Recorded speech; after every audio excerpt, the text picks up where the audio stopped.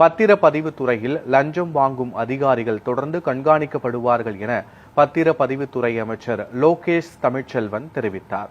நாமக்கல் மாவட்டம் ராசிபுரத்தில் பேட்டியளித்த அவர், இந்த தொகுதியில் அமைச்சர் என்ற முறையில் அனைத்து வசதிகளையும் கொண்டு வருவதுதான் தனது முதல் நோக்கமாக இருக்கும் என்றும் தெரிவித்தார். ஆட்சி மக்களுக்கான ஆட்சியா இருக்குங்கிறது அண்ணன் பல தடவை சொல்லிட்டாரு.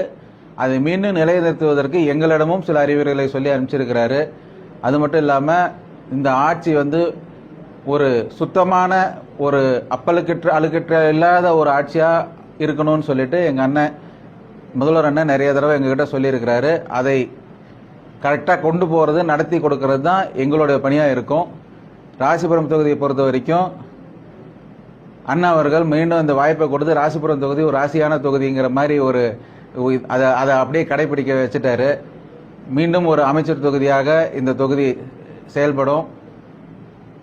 இந்த முறை என்ன மாற்றம் இருக்குன்னு பார்த்தீங்கன்னா, சென்ற முறை இருந்த அமைச்சர்கள் தவறவிட்ட செய்த தவறுகளை செய்யாமல் இந்த தொகுதிக்கு அமைச்சர் என்ற முறையில் அனைத்து வசதிகளையும் கொண்டு வருவதுதான் என்னுடைய முதல் நோக்கமாக இருக்கும்.